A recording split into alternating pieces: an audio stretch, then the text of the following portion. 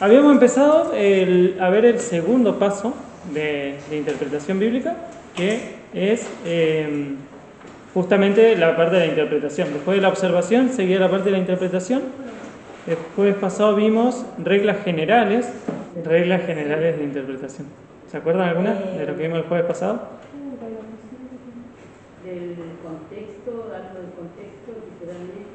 Bien, interpretar literalmente, interpretar dentro del contexto. ¿Se acuerda que existían distintos tipos de contexto? Está el contexto literario, es decir, lo que está antes y lo que está después del versículo. También está el contexto histórico, la situación cuando fue escrito. Y está el contexto general de la enseñanza de la Biblia. Esos serían como tres contextos, digamos. Ahora nos vamos a enfocar en reglas especiales de interpretación. Habíamos visto reglas que aplican a cualquier texto y ahora nos vamos a enfocar en ver tipos de texto que nos podemos encontrar nosotros. Puede ser que nos encontremos con alguno de estos en el texto que nosotros hayamos elegido. Puede ser que encontremos dos cosas, a lo sumo capaz que encontremos tres, pero capaz que no encontramos ninguna. Entonces no nos esforcemos demasiado en encontrar cosas que no hay en nuestro texto. Yo les voy a mencionar varias cosas que pueden estar en nuestro texto y que es necesario no saber los nombres, porque algunas cosas que vamos a ver tienen nombres difíciles. Yo lo que pretendo no es que ustedes se aprendan los nombres de esas cosas, sino que sepan identificar a lo que se refiere. No me interesa que ustedes sepan, esto es una metáfora o esto es una no sé qué cosa. Pero sí darse cuenta de que lo que está ahí es una figura del lenguaje y que no debe ser interpretada al pie de la letra. Habíamos dicho que entre nosotros y los lectores originales hay una distancia histórica, una distancia geográfica, una distancia cultural, una distancia lingüística, entre muchas otras tal vez, porque nosotros vivimos cientos de años después, porque vivimos en un lugar totalmente distinto, porque nuestra cultura es distinta, porque nuestro idioma es distinto. Entonces lo que intentamos es acercarnos a ponernos en los zapatos de esas personas que recibieron el mensaje por primera vez. Y habíamos dicho que el texto solo quiere decir lo que el autor quiso decir. Es decir, todo texto de la Biblia puede tener miles de aplicaciones prácticas, pero solamente un significado correcto. Lo único que significa el texto de la Biblia es lo que el autor quiso escribir. Y nosotros lo que intentamos llegar es a qué quiso decir el autor con eso que escribió. Ahora vamos a ver algunas reglas especiales, las dividí en dos porque en un solo día se nos iba a hacer mucho, así que el jueves que viene vamos a ver otras reglas especiales, una que es muy importante ya que se refiere a la persona de Cristo, pero hoy vamos a ver algunas. Vamos a ver figuras del lenguaje, vamos a hablar de parábolas, de proverbios, de poesía, de profecía. No vamos a ver todas las figuras del lenguaje hoy, porque son un montón. Guardé algunas para el próximo jueves. Y también vamos a hablar del uso del Antiguo Testamento en el Nuevo. Esas son algunas cosas que vamos a ver hoy. Y vamos a empezar con figuras del lenguaje. ¿Qué son? Son formas de expresar una palabra formando una imagen mental. ¿Esto para qué se usa? Para dar énfasis, para profundizar el significado de lo que se está hablando, para darle colorido a la historia, para aumentar la intensidad del sentimiento, para atraer la atención de los que estaban escuchando el mensaje y para aclarar algunos puntos. Cuando la enseñanza es muy abstracta, a veces lo que se trata es ilustrarla de una forma que sea sencilla para nosotros entender. Es lo que hacía Jesús con las parábolas, por ejemplo. Nosotros ahora vamos a ver distintas figuras del lenguaje. Ahí en naranja, dorado, tienen los nombres de esas figuras del lenguaje. Yo, como les dije, no pretendo que ustedes se aprendan cómo se llaman esas figuras del lenguaje, sino que puedan identificar cuando están ante una figura del lenguaje.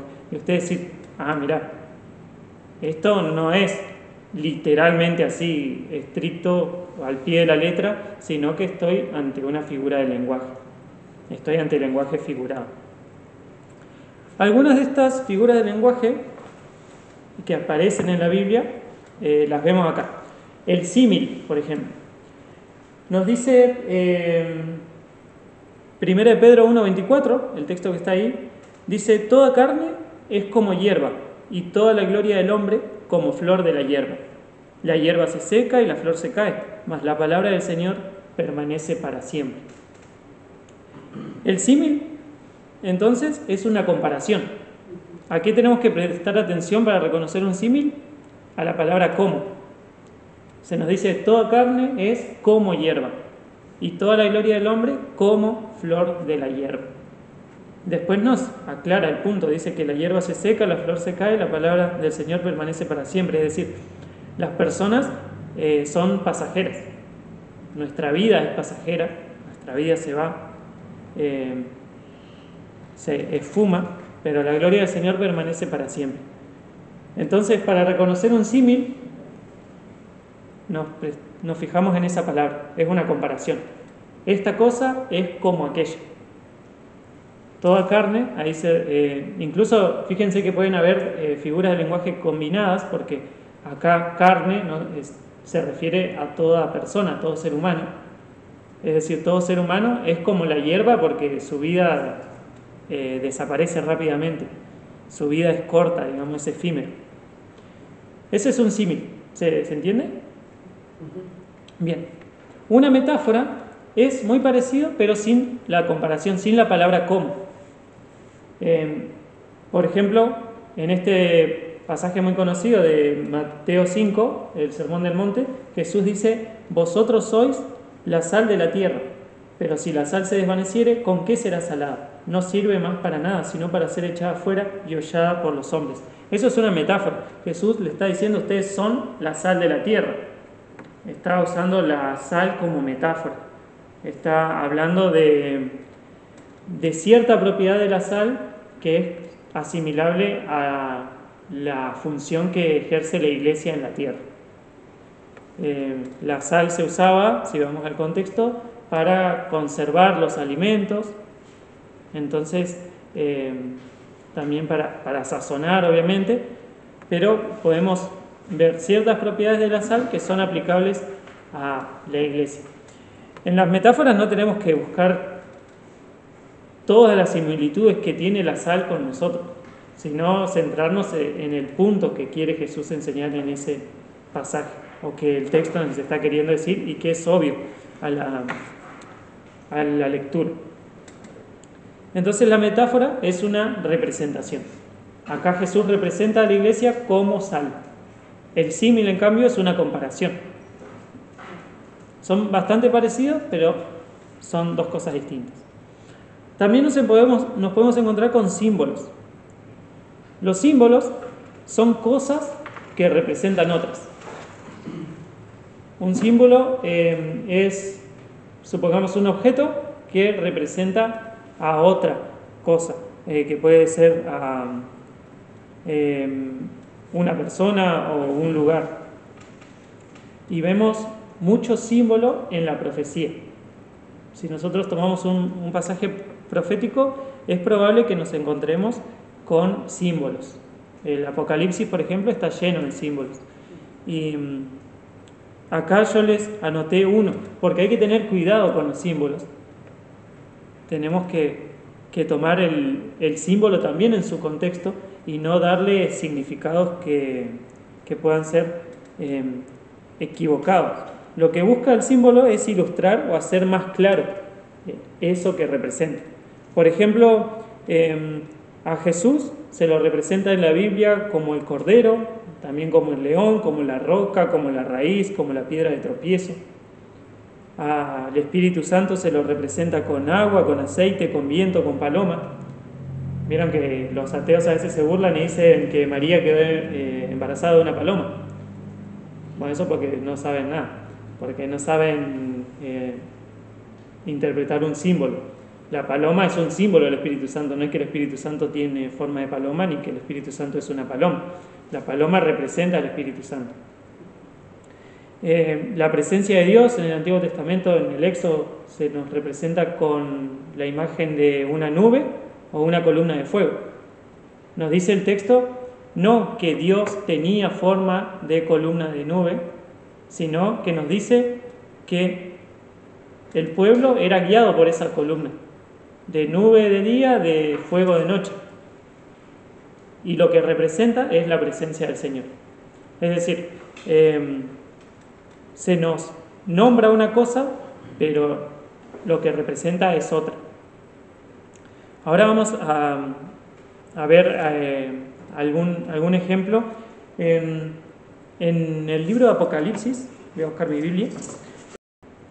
Si ustedes están ahí en Apocalipsis capítulo 1, versículo 12, acá estaba Juan, ¿se acuerdan? En la isla de Patmos, escucha una voz como de trompeta que le hablaba, se da vuelta y dice, me volví para ver la voz que hablaba conmigo y vuelto, vi 7 candeleros de oro y en medio de los 7 candeleros a uno semejante al Hijo del Hombre, vestido de una ropa que llegaba hasta los pies y ceñido por el pecho con un cinto de oro.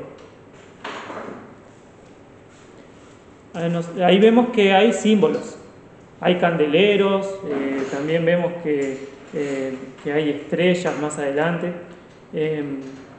Nos dice el versículo 16 que tenía en su diestra 7 estrellas. Y si seguimos leyendo, el mismo texto nos da el significado de esos símbolos. Dice el versículo 20, el misterio de las 7 estrellas que has visto en mi diestra y de los 7 candeleros de oro, las 7 estrellas son los ángeles de las 7 iglesias y los 7 candeleros que has visto son las 7 iglesias. Ahí ya el mismo texto nos da el significado de los símbolos. Nosotros no tenemos que rompernos la cabeza pensando qué significarán los candeleros, porque ya el mismo texto nos indica que se refiere a las 7 iglesias, que después se siguen nombrando en los capítulos 2 y 3.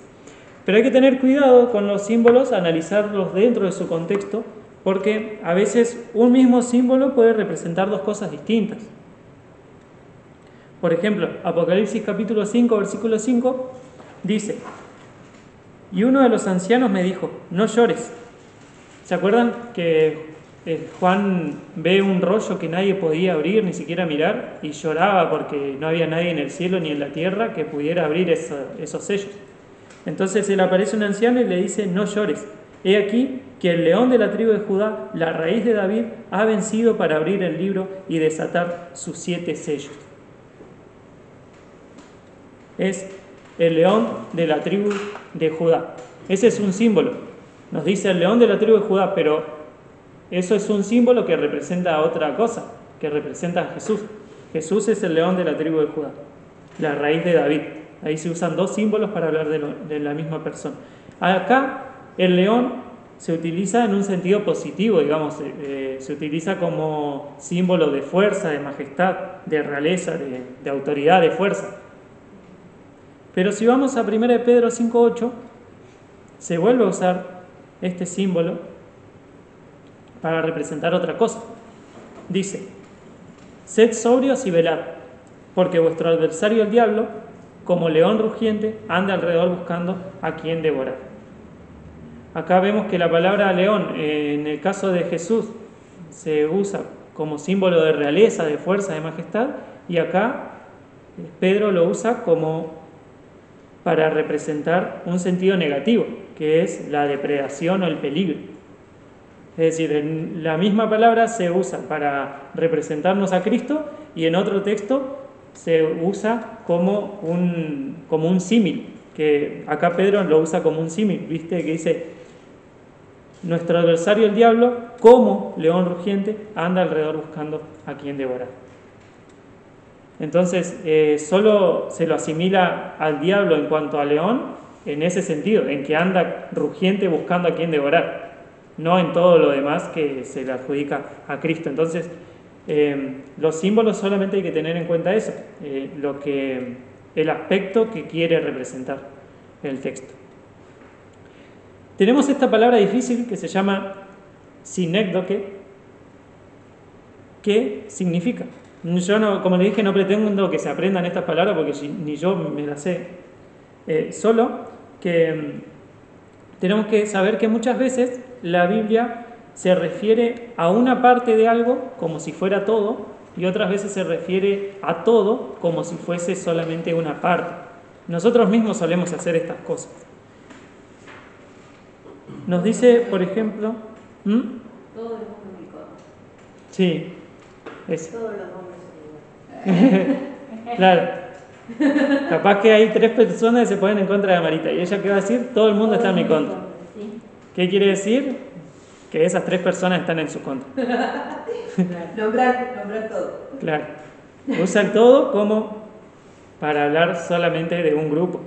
Por ejemplo, y se puede hacer al revés también. A veces hablamos de una parte para hablar de todo. Como por ejemplo cuando dice el Salmo 16:9, mi carne posará segura.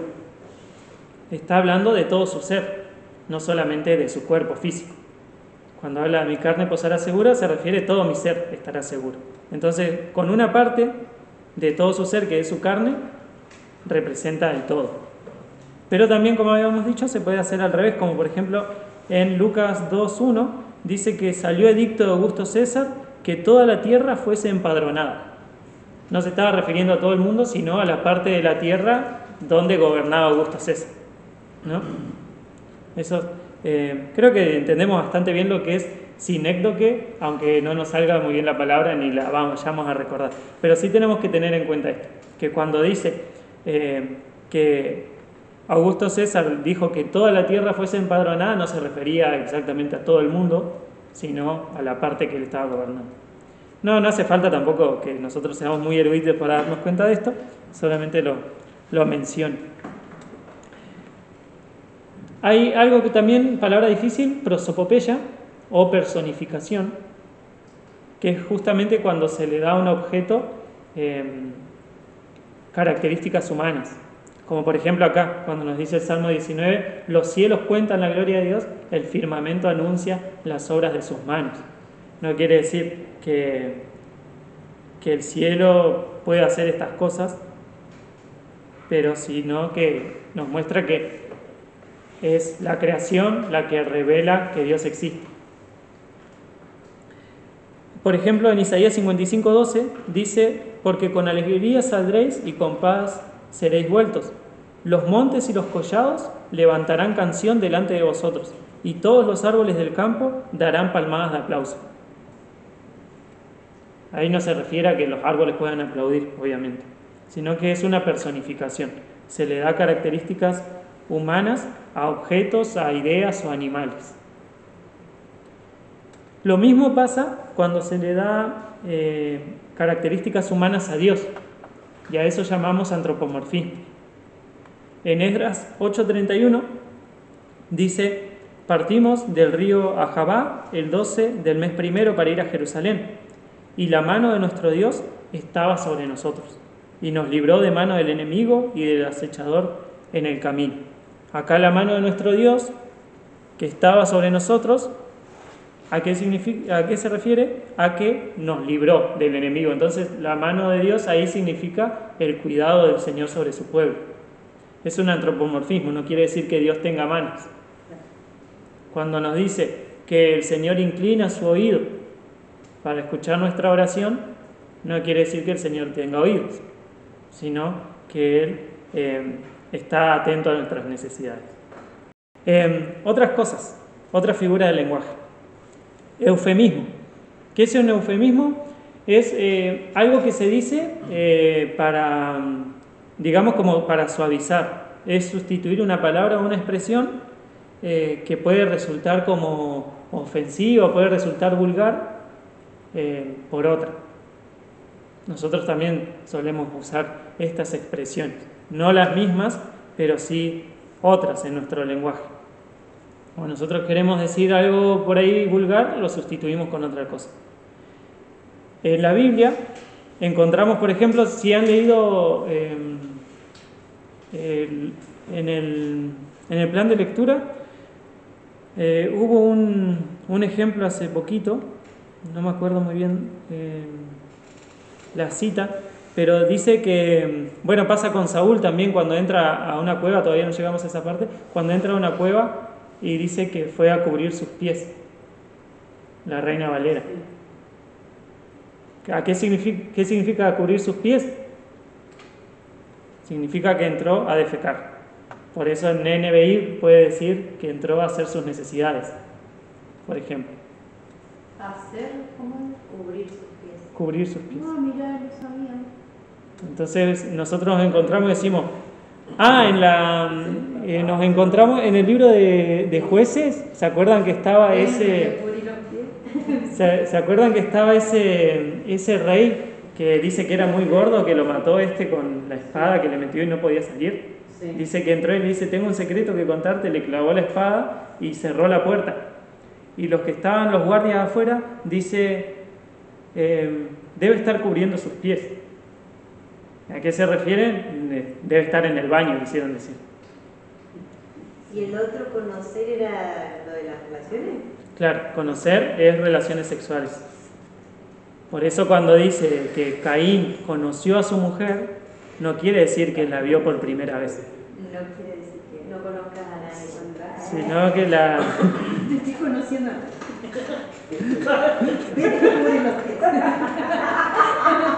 Yo me abstengo de hablar y la... dice que no lo tengo. Claro, no se pasa. Ay, me mandó a cubrir los pies. ¿Qué significa? Que hacer la delicada. Andate a cubrir los pies. Yo sabía que estaba pensando por qué hablaba, porque antes seguramente se iba al baño agachado. Entonces, claro, no se veía los pies. Y que usaban ¿Cómo túnicas. usaban túnicas? ¿Y cómo usaban túnicas? Wow. Yo estaba pensando en eso cuando era niña, yo no quería decir nada porque yo que no ¿Viste? había hablado. Aprendemos algo nuevo. Mira, volví a anotar de cubrir los pies. Y se me ocurre un montón de cosas para decir que lo que se lo van a caer. Qué buena onda. Entonces esos son eufemismos. Hay que darle mucho detalle, ¿no? Como decía Susana, conocer habla muchas veces de relaciones sexuales. No todas. No cada vez que aparece la palabra conocer se van a andar imaginando esas cosas. No, Pero... En el Antiguo Testamento lo dice así, fue a conocer a fulana de tal a la carpa o a su morada. O se llegó. Se llegó. Hipérbole. ¿Qué es una hipérbole? Tampoco pretendo que se aprendan esta palabra, pero sí es una exageración. Una hipérbole es una exageración.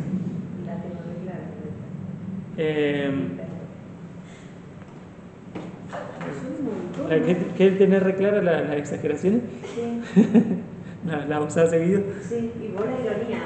La siguiente. Bueno, acá vemos, por ejemplo, en Samuel, en el libro de Números y en Deuteronomio, cuando se nos habla que fueron los espías a reconocer la tierra, dice Números 13:34, vimos allí gigantes, hijos de Anac, raza de los gigantes, y éramos nosotros, a nuestro parecer, como langostas. Y así les parecíamos a ellos. Y después en Deuteronomio, hablando lo mismo, dice, ¿a dónde subiremos? Nuestros hermanos han atemorizado nuestro corazón, diciendo, este pueblo es mayor y más alto que nosotros, las ciudades grandes y amuralladas hasta el cielo. Obviamente, amuralladas hasta el cielo es una exageración, es decir, que tenían murallas muy grandes. Hay, por ejemplo, otra hipérbole en Juan 21:25, dice que todas las cosas que hizo Jesús no alcanzarían todos los libros del mundo para escribirlas. Eso no tenemos que tomarlo al pie de la letra, porque Jesús tuvo un ministerio de 3 años. Si nos ponemos nosotros, seguramente encontremos libros para poder escribir todo lo que hizo, pero está ahí exagerando, diciendo que eso que él escribió es solamente una parte de todo lo que Jesús hizo y que Jesús hizo muchas cosas más. Usa una hipérbole, una exageración. Terminé el libro de Jueces y hay una parte donde habla de que los israelitas eran muy genios con la onda y que tenían muy buena puntería. Ah, que le podían pegar hasta un cabello. Hasta un cabello, dice. Claro. Y resulta que, claro, está bueno el plan de lectura porque, claro, David mató con una onda de Goliat, ¿viste? Pero si vos vas a la historia, en ese contexto, ya era como una práctica muy de los israelitas. Sí. Era como una habilidad, no era que David era el único, sino que... Sí, es verdad. Bueno, esa es una hipérbole. Dice que le podían pegar a un pelo a la distancia, ¿viste? Entonces, esa es una exageración para decir que eran re buenos con la Gomera. Bueno, ironía, no sé si hace falta que le explique lo que es. Sí, por favor. Es, bueno, es una expresión. Una charla con Mati y listo, ya la tenemos. Una expresión sarcástica que significa todo lo contrario a lo que estamos diciendo. Por ejemplo, cuando Pablo habla de los falsos maestros y los llama grandes apóstoles, en 2 Corintios capítulo 11 y capítulo 12. O cuando le dice Elías a los profetas de Baal, todavía no llegamos a esa parte en el plan de lectura, pero dice que aconteció al mediodía que Elías se burlaba de ellos, diciendo: gritad en alta voz, porque Dios es. Quizás está meditando, o tiene algún trabajo, o va de camino. Tal vez duerme y hay que despertarlo. Hablando de Baal. Bueno, y cuando dice que tiene algún trabajo, la expresión esa también significa que tal vez Baal esté cubriéndose los pies. Entonces, dice, che, tendrían que orar más fuerte porque parece que no los estaría escuchando su Dios. Ahí Elías está siendo irónico. Nosotros lo usamos muchas veces, en vez de insultar a alguien, le decimos un elogio, que quiere decir todo lo contrario, como, no sé, qué genio que sos, capo. Muchas veces lo usamos de esa forma. Iluminado. Sí. Bueno. Yo no. Yo ¿No? si alguien me parece tonto, le digo tonto. Si me parece genio, le digo genio. Claro. Ah, bien. Pero te falta ironía. Me falta. Me tengo que practicar un poco más. Tenemos merismos. La Mary. Como le digo, no pretendo que se aprendan los nombres, pero sí que puedan identificar que muchas veces la Biblia expresa dos extremos para representar un todo. Por ejemplo, cuando habla de tu entrada y tu salida, tu sentar y tu levantar, quiere decir todo lo que haces. Cuando Jesús le dice en Deuteronomio capítulo 6, estas palabras que yo les enseño, repitan a sus hijos, hablen de ellas estando en el camino, al acostarse, al levantarse, quiere decir que la palabra de Dios esté constantemente en nuestra vida presente. Lamentablemente los israelitas tomaron esta figura del lenguaje literalmente, y cuando Jesús le dice átalas como a tu cuello y en tu mano y tenla por frontal delante de tus ojos, ellos hicieron cajitas para traer la palabra colgando en vez de lo que realmente quería decir Dios con ese mandato. Tú has conocido mi sentarme y mi levantarme, has entendido desde lejos mis pensamientos. Dice el salmista, se refiere a que Dios conoce todas las cosas. Otro merismo, el Salmo 103, dice que la misericordia del Señor es tan grande como está lejos el oriente del occidente. Por ejemplo, el oriente del occidente, es decir, algo muy grande. Y hay muchos merismos en la Biblia, sobre todo en los salmos. Último de estas figuras del lenguaje que nos podemos encontrar en nuestro texto es metonimia. ¿Qué significa metonimia? Cuando se usa casi como un símbolo, pero en vez de eso representa una persona refiriéndose a otra cosa. Por ejemplo, acá cuando Jesús le dice, ¿se acuerda del rico y Lázaro? Que el rico lloraba y decía que vayan, que si alguien resucitaba de los muertos, su familia iba a creer para que no lleguen a ese lugar de tormento. Lo que le responden es, tienen a Moisés y a los profetas, óiganlos a ellos. Pero literalmente Moisés y los profetas no estaban ahí. Moisés y los profetas estaban remuertos ya para ese entonces. Lo que quiere decir es que tienen los escritos de Moisés y los escritos de los profetas para conocer la voluntad de Dios. Entonces ahí se refiere a Moisés y los profetas como la escritura. ¿Ese versículo dónde está? Ese está en Lucas 16:29. Ayer lo leí, ¿o no? ¿Qué cosa? Aceptamos cuando. No, en la iglesia. ¿No? Había cerca, no era ese. Tienen a Moisés y a los profetas. Hay uno que dice, todos los días leen a Moisés en la sinagoga. Claro. Sí. Todos los días, claro. No es que, o sea, leen los escritos de Moisés. Por ejemplo, cuando Jesús le dice a Pedro, si no te lavare no tendrás parte conmigo, se habla por metonímia, dice, no se refiere al lavado en sí, sino a la purificación del alma, a lo que simbolizaba ese lavado. No es que no podés entrar con las patas sucias al cielo. Claro, que cuando los fariseos que él va a comer se lavan las manos. Claro. Ellos lo entendían como literal, que tenían que estar todo el tiempo lavándose.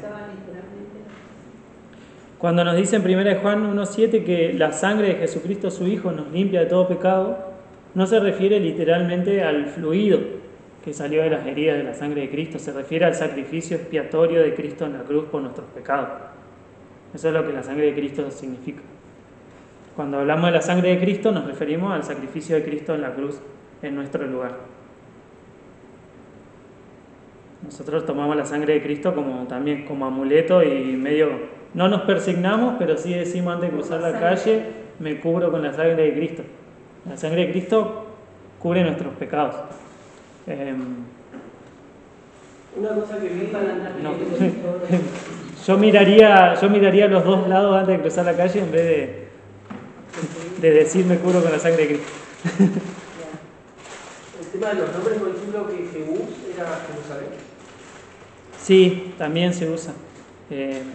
Porque eran nombres anteriores que tenía esa ciudad, que era la ciudad de los Jebuseos antes. Igual después si nosotros cuando tenemos que hacer la tarea buscamos figuras del lenguaje en Google, son las mismas. Sí. Es una regla general de lingüística. Claro. Así que... Y son algunas. En la próxima clase les voy a traer otras, como por ejemplo hebraísmos, y vamos a hablar de tipología, que es algo importante porque nos habla de la persona de Cristo. Eso lo vamos a ver más adelante. No quise como traer demasiado para no confundirlo, pero me parece que, si bien, como le digo, no se preocupen en aprenderse, acá encontré una hipérbole, encontré un eufemismo, no, sino saber que esto es una figura del lenguaje que no quiere decir literalmente eso, sino que lo que está haciendo es reemplazar esta palabra que sería vulgar por otra que suena más bonito, o acá está exagerando para dar a entender una idea. Como cuando Pablo dice, si yo diera todos mis bienes y mi cuerpo para ser quemado y no tengo amor, ahí está exagerando. Cuando está hablando de si yo hablare todas las lenguas humanas y angélicas y no tengo amor, está usando una exageración. La idea de conocer esto es que para el momento que uno tenga que armar el mensaje con el texto elegido, tengamos en claro que todas o algunas de todas estas palabras pueden o expresiones pueden aparecer, y tengamos mucho cuidado cuando transmitimos, cuando queremos desarrollar el texto en realidad, ¿no? Sí, por ejemplo, como les decía, lo del lavado, o sea, si no te lavare no tendrás parte conmigo, entonces nosotros tomamos eso literalmente y podemos decir, che, vamos a empezar a lavarnos las patas en la iglesia, porque si no, no podemos tener parte con Cristo, ¿viste? Pueden hacerlo, sí, hagan un talquito. Pero el peligro sería usar literalmente cosas que son en realidad lenguaje figurado. Exacto.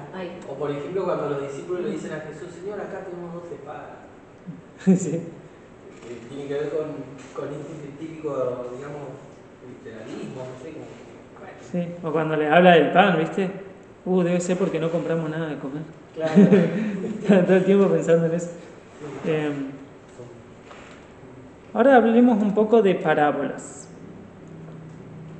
¿Qué son las parábolas? Como dice acá, las parábolas son narraciones terrenales con significados espirituales.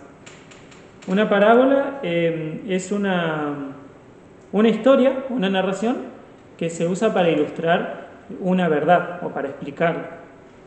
Si nosotros vemos las parábolas de Jesús, Jesús dijo muchas parábolas, no es que de la nada se pone a explicar una parábola, no es que le gustaba hablar parábolas nada más, sino que siempre las hace en un contexto de intentar explicar algo. Como por ejemplo cuando quiere hablar de la necesidad de orar todo el tiempo, cuenta esta parábola de la señora esta que va y sí, que va al juez y lo molesta todo el tiempo. Eso lo usa Jesús para expresar esta necesidad de orar todo el tiempo. La misma situación dice otra parábola que está relacionada con cuando viene un amigo tuyo de noche y te pide comida. Y vos, aunque no le quieras dar nada, por la molestia que te causa, se lo das igual. Ahora hay que tener cuidado con las parábolas, en que las parábolas nos ilustran una verdad, pero no quiere decir que cada pequeño detalle de la parábola tenga un significado espiritual atrás. Porque nosotros vemos que esa viuda le va a pedir cosas a este juez que era corrupto, que era injusto. Esto se nos narra para ilustrar la necesidad de que nosotros todo el tiempo estemos orándole a Dios. Entonces nosotros podríamos llegar a decir, bueno, entonces Dios es como un juez injusto, que no tiene respeto por nada. No. Lo que tenemos que sacar es la verdad central de lo que está explicando. Claro. No que todos los detalles de la parábola le tengamos que encontrar algún significado espiritual. Lo mismo con el otro caso, cuando le va a pedir al amigo que tiene pan y dice, no, pasa que ya cerré la puerta y estoy por dormir, no quiere decir que Dios duerma o que Dios cierre las puertas a nuestras oraciones.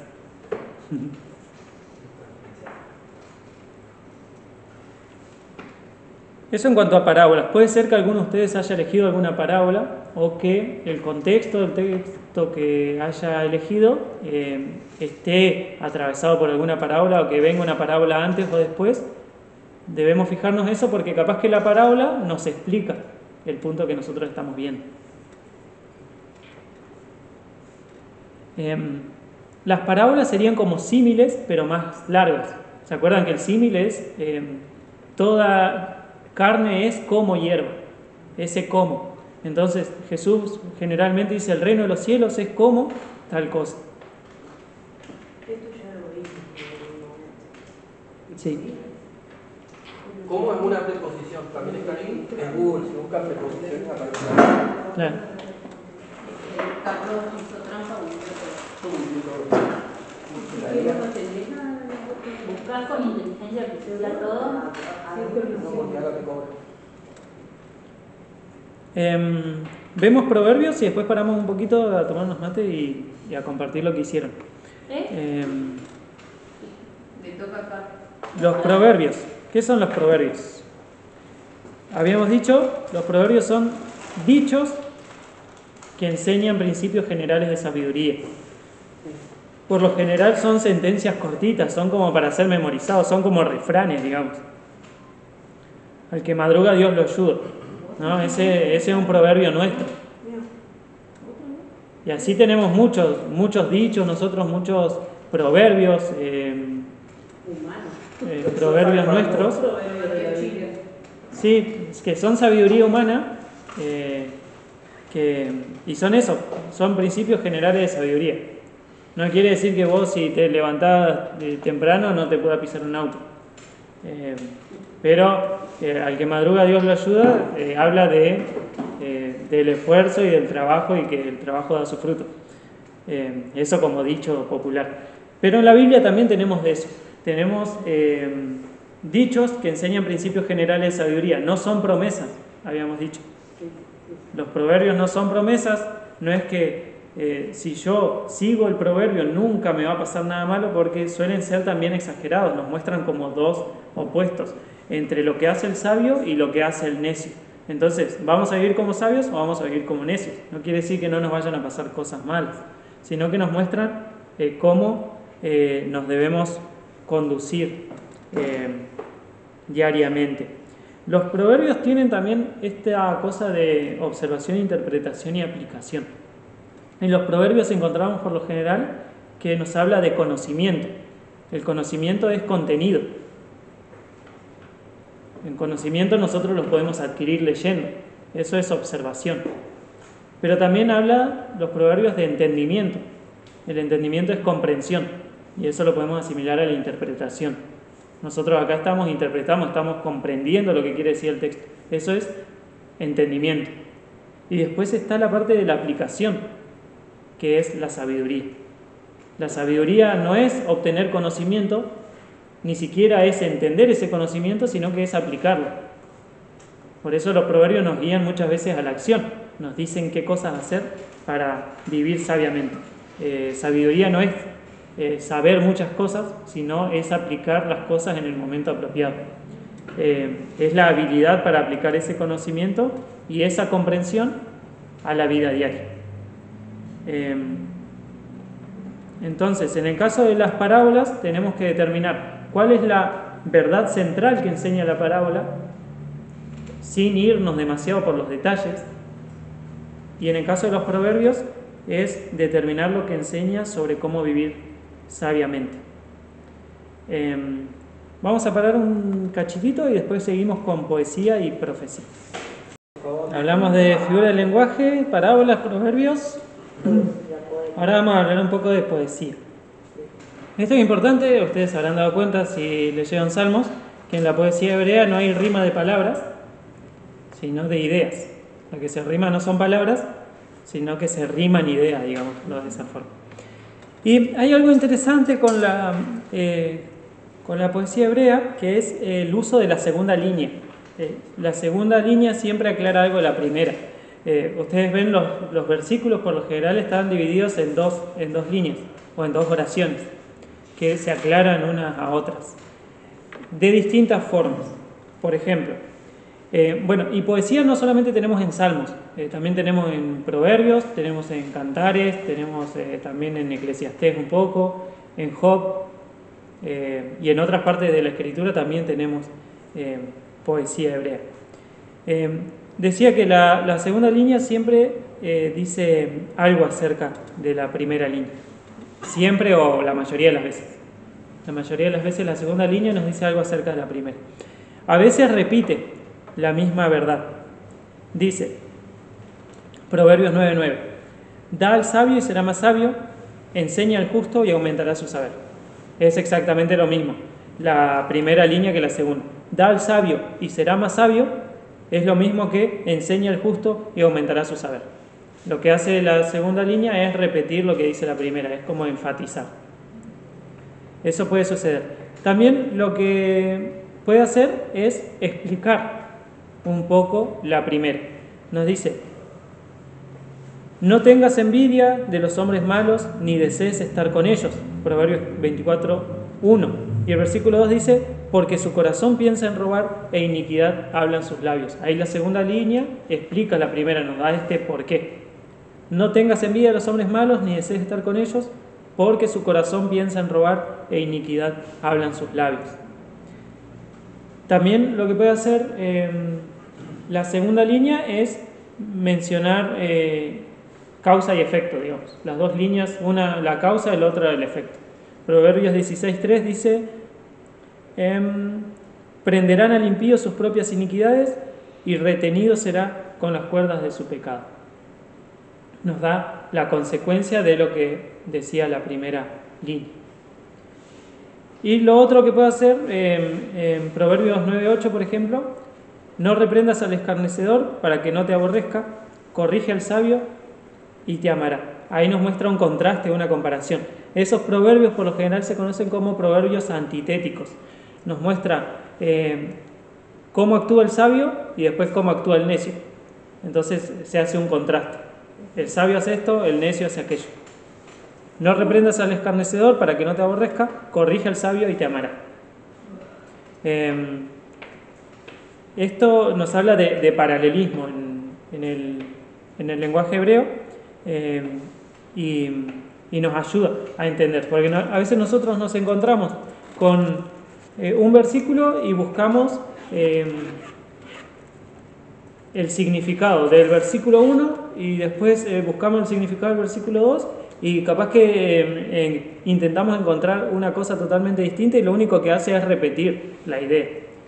Como por ejemplo, siempre lo pongo el Salmo 91, dice: el que habita al abrigo del Altísimo morará bajo la sombra del Omnipotente.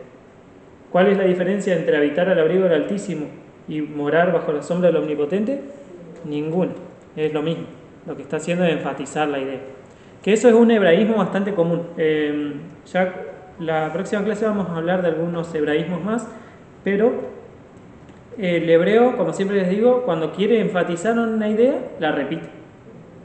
Lo vemos acá en la poesía, pero también lo vemos en expresiones. Por ejemplo, cuando se habla de Señor de señores, quiere decir el más grande de los señores. Rey de reyes, el rey más grande de todos los reyes. El cantar de los cantares se llama así porque es como el mejor de los cánticos que se escribió. Y así en muchos sentidos. Dios de dioses. Dios de dioses, no quiere decir... Pensé que había otros dioses. Claro, ¿viste? Se usa como... es supremo. Es un hebraísmo ese. Hay otras cosas de la poesía. Hoy estaba justo, no lo tenía anotado, pero hoy justo tocaba leer el Salmo 111. Si lo...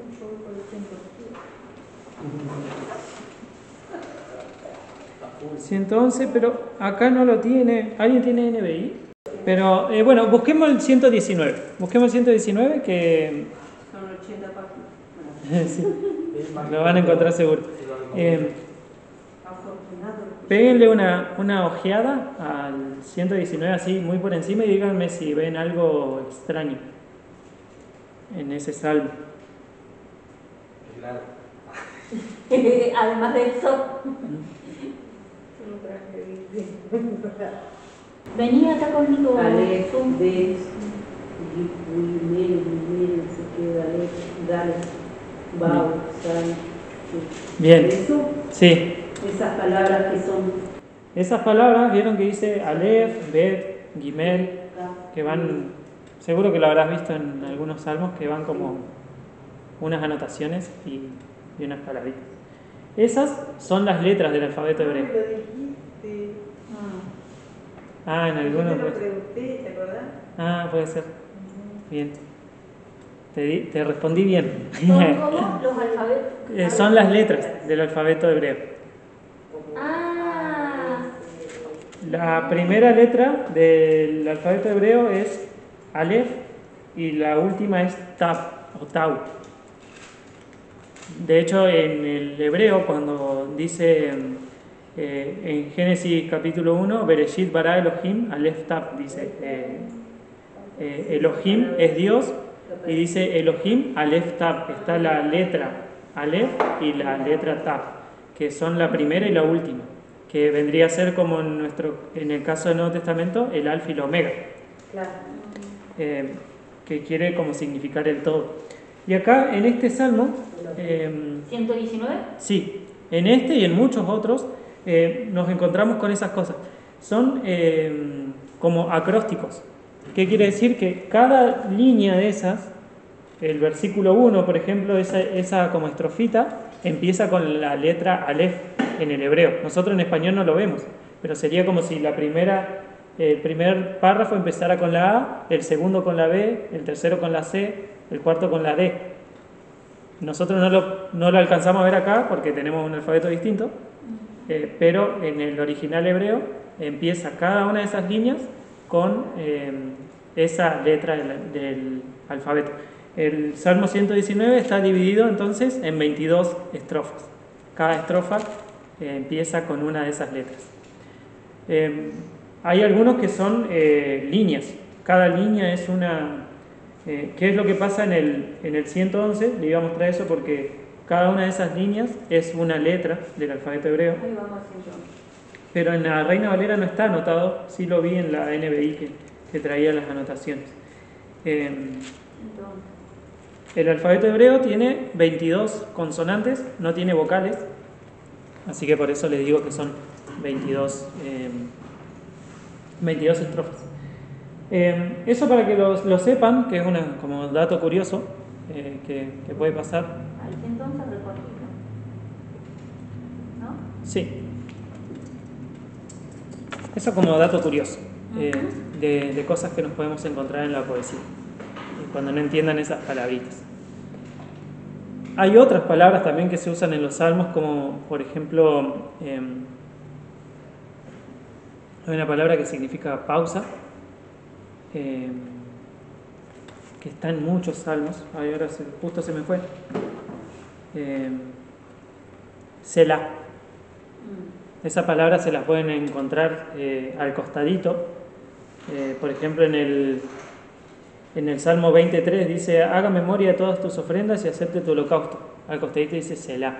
Ese Selah era como un silencio, es como una anotación musical. O sea, acuérdense que los salmos eran para ser cantados. Entonces muchas veces nos traen esas anotaciones. O nos dice Masquil de David. O el Masquil me parece que era como un cántico de sabiduría. Está en el 21 Un también. silencio. Una pausa. Sí. Y hay distintas anotaciones que son como anotaciones musicales, digamos, o instrucciones para ser cantado. Eso en cuanto a la poesía. Después tenemos también la profecía. La profecía muchas veces le esquivamos o le tenemos miedo de leerla porque es difícil de entender. Debe ser el género más difícil de interpretar de la Biblia. Y está bien tenerle respeto porque es complejo. Pero es importante estudiar la profecía. ¿Por qué? En primer lugar, un dato así como para que tengan idea: cuando se escribió la Biblia, el 25% de toda la Biblia, o sea, un cuarto de la Biblia, era profecía. O sea, es importante. Acá con profecía nos referimos exclusivamente a eventos futuros. También la profecía, bueno, nos habla de la fidelidad de Dios, de su soberanía, de su poder. Nos ayuda a confiar en Dios, nos ayuda a tener esperanza. ¿Ustedes se acuerdan? Texto de funeral, 1 Tesalonicenses 4, del 13 al 18, dice: tampoco queremos, hermanos, que ignoréis acerca de los que duermen, para que no se entristezcan como aquellos que no tienen esperanza. Porque si creemos que Jesús murió y resucitó, así también traerá Dios con Jesús a los que durmieron en Él. Entonces, Pablo les está dando una profecía, diciéndole la profecía de que Jesús va a volver por su iglesia y que los muertos serán resucitados. Eso es algo profético, algo que todavía no ha pasado. Se lo da ¿para qué? Para que tengamos esperanza. Y termina el pasaje diciendo: por tanto, aliéntense los unos a los otros con estas palabras. Entonces la profecía no tiene el sentido de asustarnos, sino el sentido de traer esperanza. Ustedes, si se ponen en el contexto histórico del Apocalipsis, por ejemplo, el Imperio Romano, cuando Juan escribe eso, ¿se acuerdan? Juan escribe desde la isla de Patmos. La isla de Patmos vendría a ser como un Alcatraz, como una cárcel. Claro, estaba como preso en una isla. Sí. Entonces ahí recibe su revelación. ¿Por qué estaba preso? Porque era un preso político, digamos. Estaba ahí justamente como exiliado por ser cristiano. Entonces el emperador, en medio de la persecución a los cristianos, lo había exiliado a la isla de Patmos. En ese contexto estaba la iglesia. La iglesia estaba siendo perseguida, la iglesia estaba sufriendo bajo el Imperio Romano. Y en ese contexto es que se escribe el Apocalipsis. Por eso nosotros tenemos que tener en cuenta eso, que se escribió en un contexto histórico y que por más que muchos eventos todavía no hayan ocurrido, sí tenía una aplicación para esas personas en ese tiempo. Nosotros pensamos, bueno, el Apocalipsis es todo futuro, pero nos olvidamos que fue una carta escrita a esa iglesia de esos tiempos, que las 7 iglesias del Apocalipsis existían y que estaban pasando por esas cosas y les servían esas instrucciones que Dios le da y ese aliento. Entonces tenía como fin alentarlos a ellos, mostrarle que al final Dios iba a triunfar sobre todas esas cosas. Algunas cosas para tener en cuenta, como dice acá. Dice: los profetas no podían ver que 2 eventos estaban muy alejados en el tiempo. Eso pasa mucho en el Antiguo Testamento. Nosotros nos encontramos con profecías que tienen un cumplimiento parcial en determinado momento, pero hay otra parte que todavía queda por cumplir. Entonces los profetas es como que veían todo un evento o dos eventos en uno solo. Por ejemplo, nos habla mucho del Mesías, como mezclando cosas de sus dos venidas. Nos habla del Mesías que iba a morir en la cruz, como en Isaías 53, y ese texto también nos muestra partes de la segunda venida de Cristo, cuando Él vuelva a reinar. Entonces por eso los judíos esperaban un Mesías rey, esperaban a alguien que sea como un caudillo militar, como alguien que venga a reinar y a derrotar a sus enemigos. Ellos veían las dos venidas de Cristo en una sola. El Mesías va a venir, pero ellos como que veían esto así y no se daban cuenta que, como que veían esto así, y no se daban cuenta que entre esto y esto había una distancia, habían dos eventos separados. Entonces por eso era la confusión de ellos. ¿Cómo va a ser el Mesías alguien que está siendo crucificado? Cuando tendría que ser alguien que nos libere de la esclavitud del Imperio Romano. Ellos no podían darse cuenta que se trataba de dos eventos distintos, que Jesús vino primero como siervo, pero va a volver como rey. Entonces la profecía muchas veces nos muestra esas dos cosas, dos eventos. Que todavía lo están esperando. También en Joel, por ejemplo, hay una profecía que es muy que nos muestra este cumplimiento parcial. En Joel 2 dice, es uno de los profetas menores, dice: después de esto derramaré mi espíritu sobre toda carne, y profetizarán vuestros hijos y vuestras hijas. Vuestros ancianos soñarán sueños, y vuestros jóvenes verán visiones, y también sobre los siervos y sobre las siervas derramaré mi espíritu en aquellos días. Esta palabra tuvo un cumplimiento, no lo digo yo, lo dice la misma Biblia, en Hechos capítulo 2, del 17 al 21, en Pentecostés, cuando desciende el Espíritu sobre los discípulos y empiezan a hablar en lenguas. ¿Se acuerdan? Cuando, después de que Jesús ascendiera, 10 días después. Hablar en lenguas es hablar en otros idiomas que la gente entiende. Y después sigue la profecía de Joel. Esa parte se cumplió, pero después sigue otra parte que todavía no se ha cumplido, que dice: y daré prodigios en el cielo y en la tierra, sangre y fuego y columnas de humo. El sol se convertirá en tinieblas y la luna en sangre antes que venga el día grande y espantoso de Jehová. Y todo aquel que invocar el nombre de Jehová será salvo, porque en el monte de Sión y en Jerusalén habrá salvación, como ha dicho Jehová, y entre el remanente al cual él habrá llamado. Esa parte todavía está por cumplirse, que es lo que nos muestra también la profecía de Apocalipsis capítulo 6 del 12 al 14. O sea, la profecía se repite porque todavía está por cumplirse. Hay una parte de ese texto de Joel que ya se cumplió en Pentecostés y otra parte que queda todavía pendiente por cumplirse. Los profetas entonces veían como dos eventos en uno solo, veían muchas cosas, capaz que algunas ni siquiera las entendían, como vemos por ejemplo en Daniel. Daniel había cosas que no las terminaba de entender, pero las escribió para el tiempo postrero. Así que algunas profecías tenían una aplicación cercana en el tiempo y un cumplimiento lejano. Por ejemplo, cuando se nos habla de Emanuel, del nacimiento de Emanuel, es muy probable que esa profecía haya tenido una aplicación cercana en el tiempo para esos tiempos de Isaías, pero tenía un cumplimiento mucho más grande en la persona de Cristo, y así muchas otras. Tenía, como le digo, no hay que pensar que la Biblia se escribió directamente para nosotros y decir, bueno, el libro de Isaías se escribió para que nosotros lo leamos ahora. No, se escribió en ese momento y era importante para esas personas en ese momento. Entonces hay algunas cosas que ya se cumplieron, otras que se cumplieron ahí, pero también tiene un cumplimiento más completo en el Nuevo Testamento. Hay otras cosas que se cumplieron y algunas que todavía no, y hay que diferenciar en esas cosas. Entonces, en mi texto yo tengo que tener mucho cuidado porque usa todos los tiempos verbales.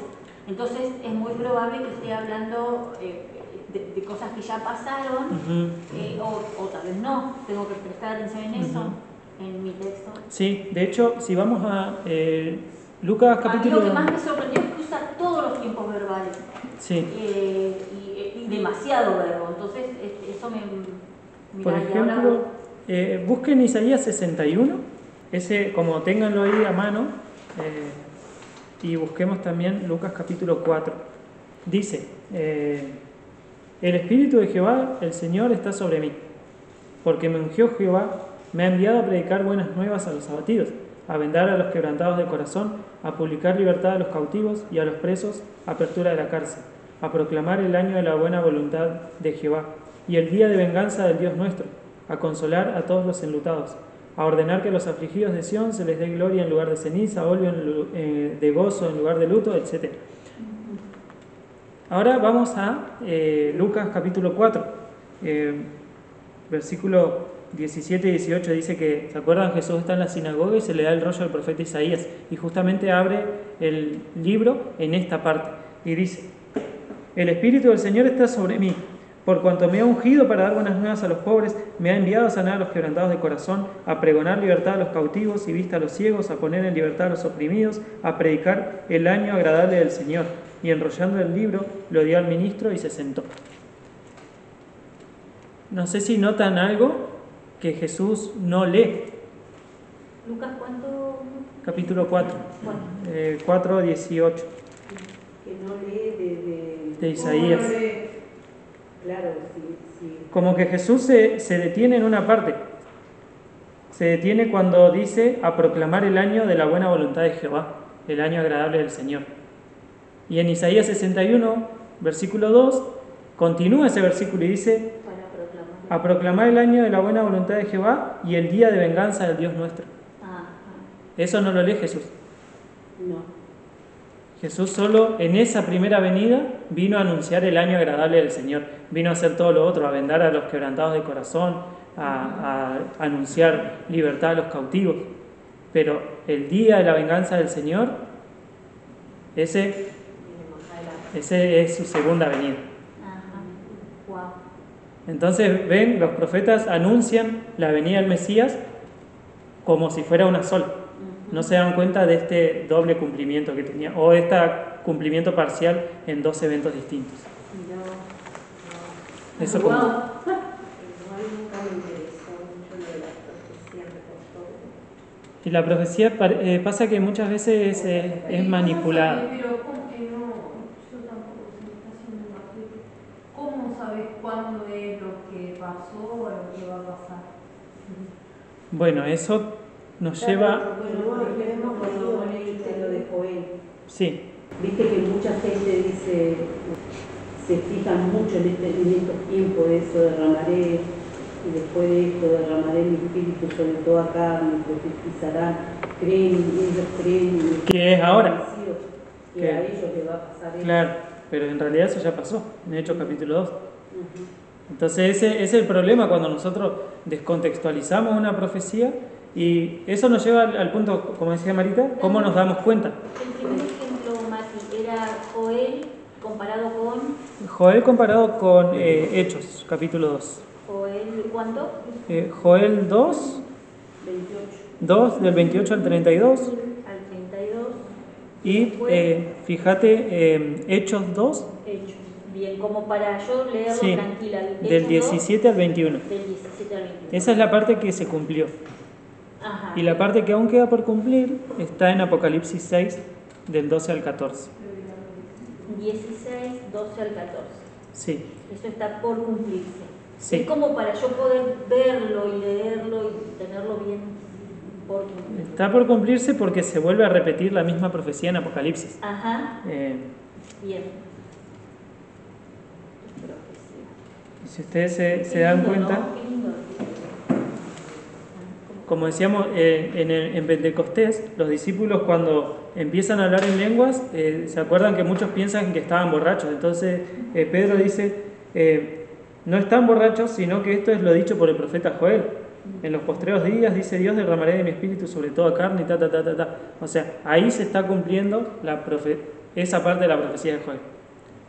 Nosotros, y es lo que hacen muchos, sacan de contexto ese versículo y dice, es una profecía para nosotros hoy en día. Sí. Ah, Y que también pasa que la gente como que se frustra porque capaz que no creen que algo está haciendo mal o que porque esas cosas no les pasan, porque están esperando siempre algo más, ¿viste? Y que ni siquiera son esas cosas las que quieren que le pasen, sino que Claro. buscan otras cosas. Porque si nos ponemos a analizar qué son las lenguas que hablan en Hechos capítulo 2, no es Arrabasaya, ¿viste? Arrabasaya. No, ahí los discípulos no estaban diciendo Arrabasaya la verdad. Estaban hablando en idiomas que la gente entendía en ese tiempo. En ese tiempo, Es claro. como que yo empiece a hablar Sí, sí. en francés, como que empiece a hablar... Claro, porque acá hay franceses y entonces tenés Claro. que hablar un poco en español, un poco en francés, un poco en inglés, para que todos te Claro. entiendan lo que vos Pero estás diciendo. cuando- Vos sabés que yo lo interpreté de esa manera cuando lo leí la primera vez. Es que es lo que dice el texto, hablaban Claro. en idiomas que la gente entendía. Exactamente, es lo que dice, tal Y cual. cuando la gente, no sé, que la toma el espíritu y habla en lengua, ¿qué? Que danzan y eso. Bueno, pero si Me pasa gustaría- tanto, ¿qué nunca Me, fue? gust- Pero me que gustaría hablan- saber en qué lengua hablan y si realmente es una lengua. Claro. Claro. Eso se llama glosolalia. ¿Y qué quiere decir? Pero pasa, pero no es que esté mal que pase o no. Como Pasa, no sé si es una lengua, ese es el tema. Ah, claro. ¿Quién me dice a mí que es una lengua lo que están hablando? Porque yo a veces, yo no creo, porque yo he visto, o sea, que no es que la gente se está forzando, que realmente la toma el espíritu y empiezan a hablar, no sé. Sí, con que el la toma el espíritu grosería, también es otra, porque es otra conclusión que También podemos sacar, ¿o no? Esos que danzan. ¿no? Mati, quiero que pongas eso en el canal. Sí, no. Claro, Ya es como perdiendo suscriptores. Claro. Pero porque capaz que de verdad, si vos te dejás realmente que Cristo te tome y que el Espíritu Santo te tome, capaz que vos empezás a danzar, pero nosotros estamos con nuestros prejuicios y no dejamos a Dios que obre como quiere. ¿Vos querés empezar a danzar? Y capaz que vos podés danzar, ¿no sabés? Sí, habría que... Por eso nosotros no hacemos... David danzaba. Sí, pero nosotros... David no danzaba sin saber lo que hacía. Eso en primer lugar. Tampoco hacemos doctrina un solo versículo porque David danzaba, yo tengo que danzar. Y no interpretamos las cosas... nosotros no deberíamos al menos hacer doctrina de nuestras experiencias. Y nuestras experiencias no deberían ser la forma en que nosotros interpretamos la Biblia, sino que deberíamos interpretar nuestras experiencias a la luz de la Biblia, no al revés. No es que yo dije Arrabasaya, entonces debo ser que esto sea hablar en lenguas. No.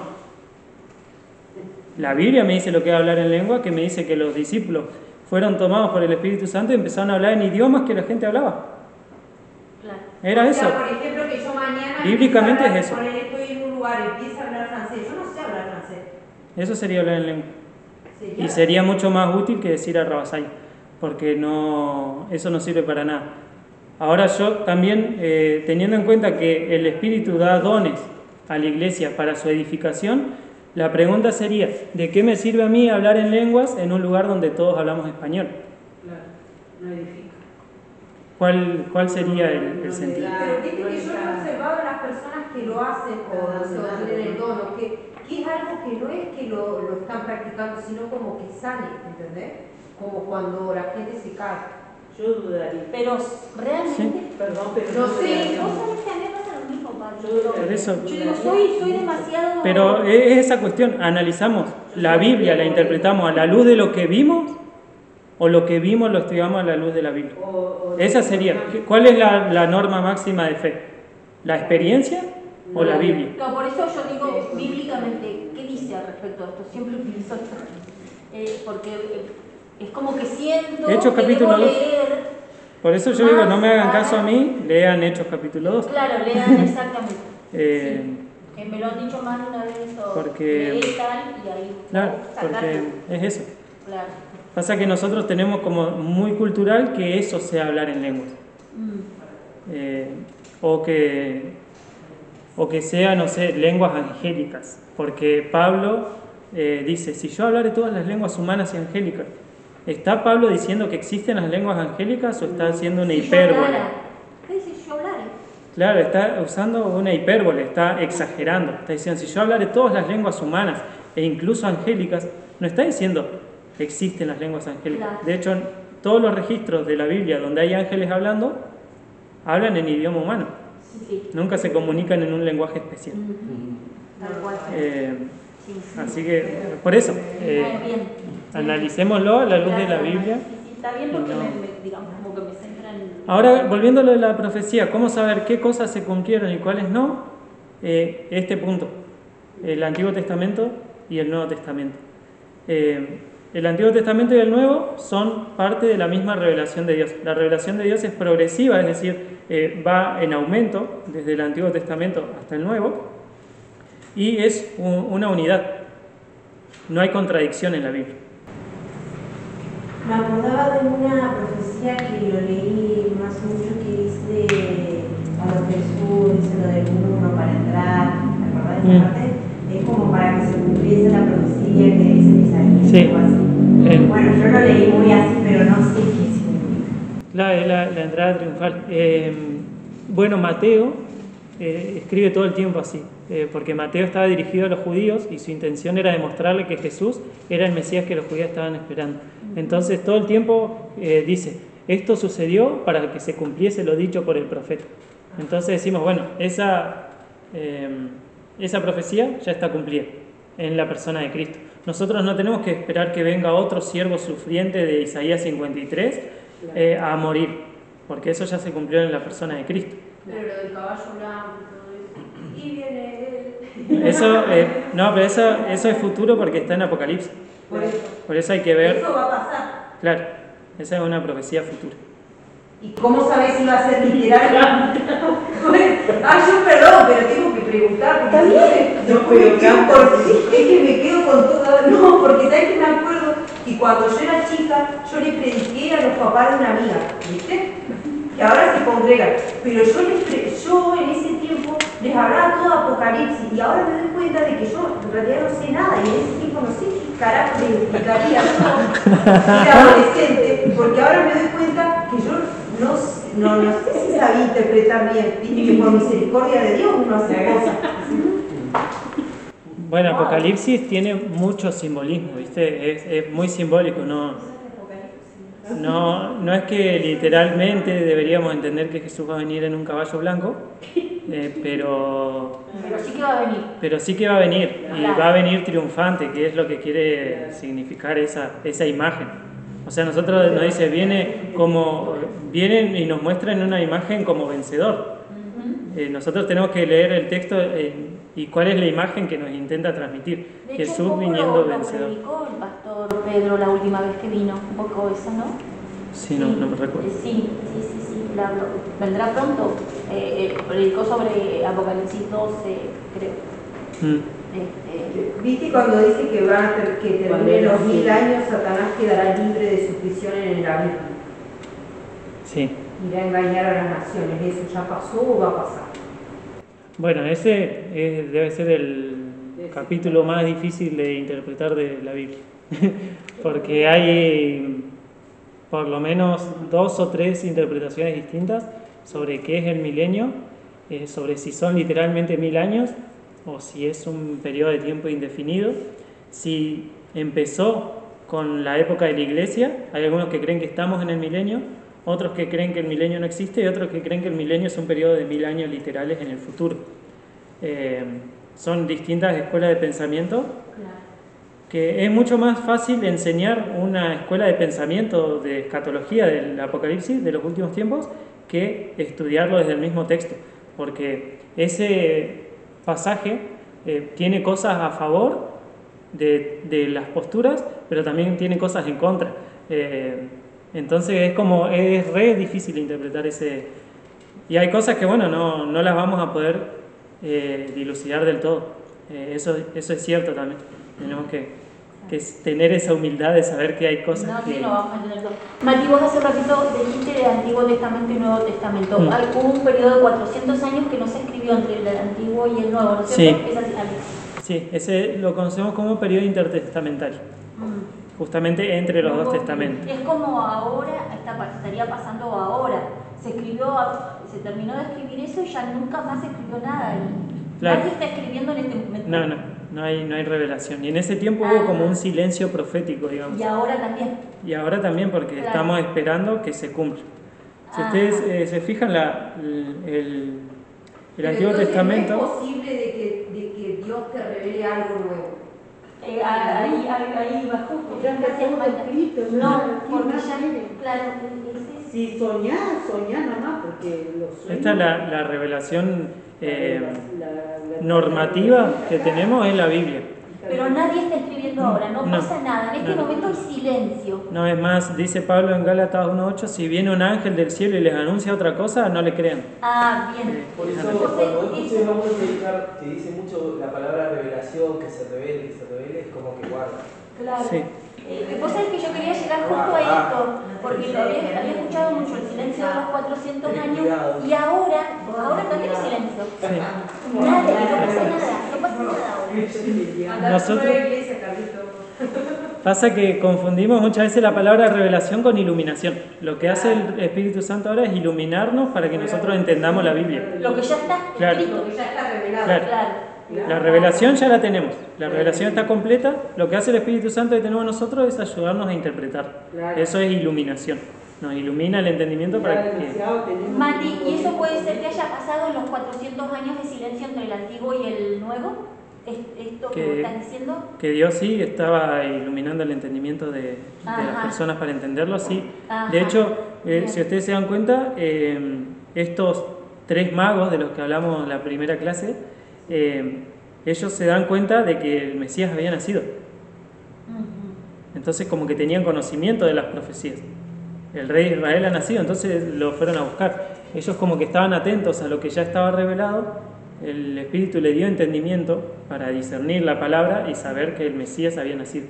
Y hay otras personas más que lo reconocieron a Jesús desde su nacimiento como el Mesías, pero muchos otros no. Bueno, si ustedes se fijan, el Antiguo Testamento termina con la esperanza del Mesías. Por eso no hay nada en el medio, porque lo que estaban esperando era que el Mesías viniera. Como ahora. Y cuando viene el Mesías, tenemos toda la revelación de Dios, la máxima revelación de la persona de Cristo, Claro. y ahora lo que estamos esperando es que La vuelva, segunda la segunda Exacto. venida. Bien, genial. Listo. ¿Cuál es el último libro que se escribe en el Antiguo Testamento? El Antiguo Testamento, en el nuestro tenemos Malaquías. Zacarías. Dijiste primero Tenemos Malaquías. Malaquías. último. Pero no es el mismo orden del nuestro que la Biblia hebrea. En la Biblia hebrea el último libro es Segunda de Crónicas. Por eso viste que Jesús ¿Por qué? dice... No, es simplemente orden. Nosotros ordenamos de una forma distinta. Pero en el último libro en el tiempo, digamos. En el tiempo, y debe haber sido por ahí, por Malaquías o alguno de los profetas menores. ¿Y qué les decía? Y Zacarías no es el mismo del padre de Juan el Bautista, ¿no? No, pues en el medio hubo esos 400 años de... Tenía 400 años. Sí. Bueno, el Antiguo Testamento y el Nuevo se ayudan a interpretar mutuamente. Algunos ven que el Dios del Antiguo Testamento es un Dios enojado, un Dios malo, un Dios justiciero que castiga. Y el Dios del Nuevo Testamento es un Dios bueno. Pero en realidad son el mismo Dios.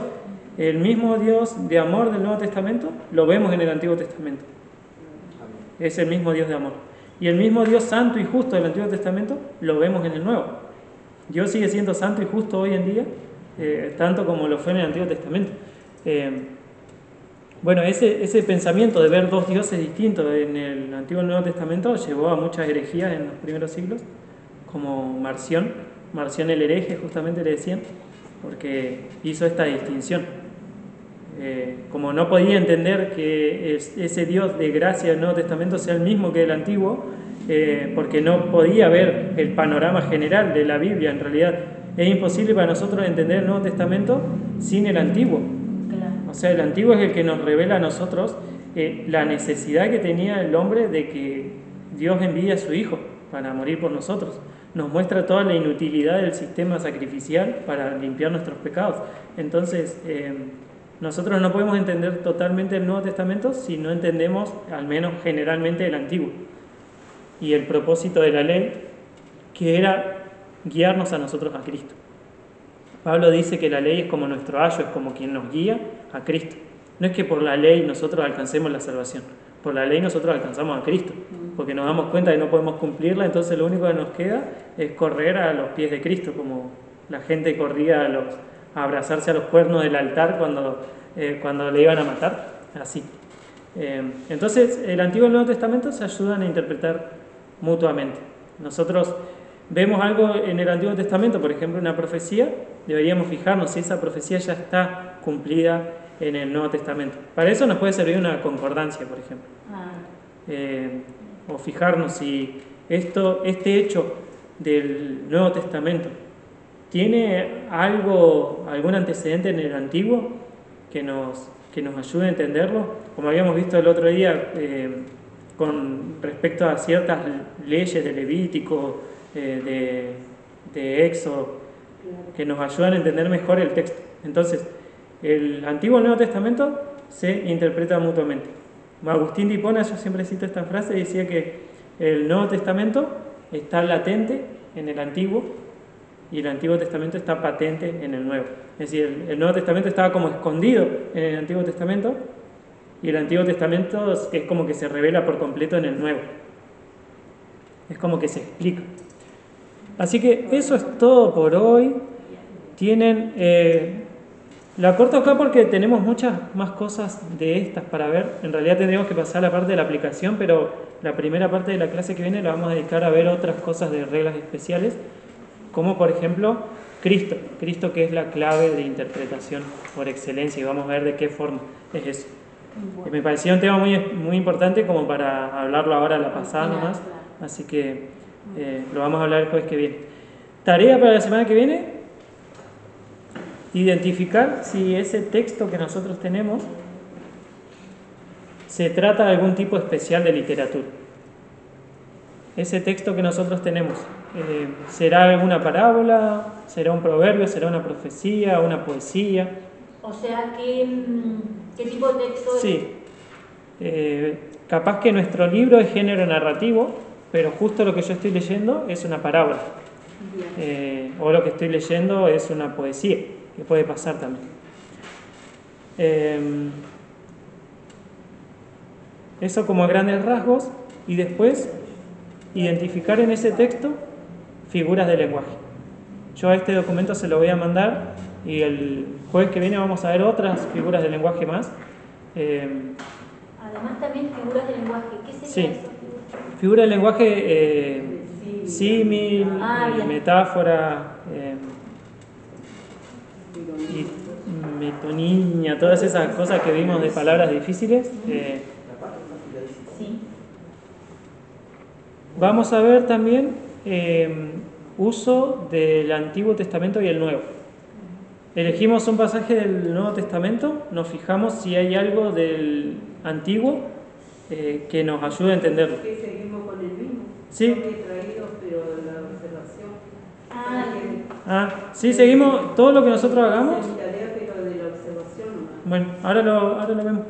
Todo lo que nosotros veamos en las clases se aplica a nuestro texto, al que eligieron en esa primera vez.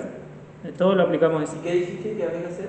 Una comparación. Ver el uso del Antiguo y del Nuevo Testamento. Claro, por ejemplo. Capaz que elegimos ¿De ese pasaje? de ese Claro, pasaje. por ejemplo, No, de ese cuando pasaje. había dicho el ejemplo de la mujer adúltera, Claro, que en la ley de Moisés se apedreaba. claro. ¿Cómo nos ayuda el Antiguo Testamento a entender ese pasaje? Eso no sé si voy a saberlo, pero bueno.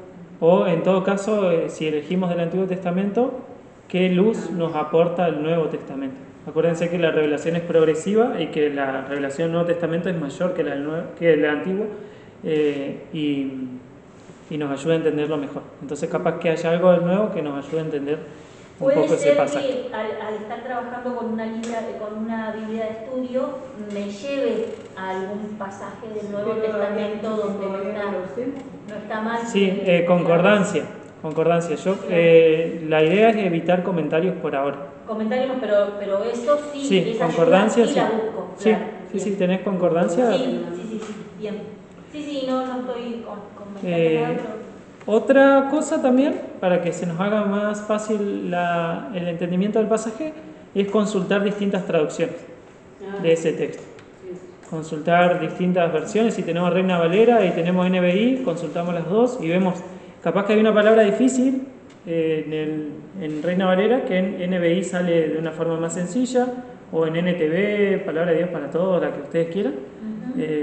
Mientras más versiones consultemos, mejor. Sí. Bien. Porque bueno, no tenemos este conocimiento de los idiomas originales, entonces lo hacemos desde las traducciones y ver qué cosas me aporta cada una de ellas. Bien. Eso es todo. Bien. Así que bueno, terminamos. No.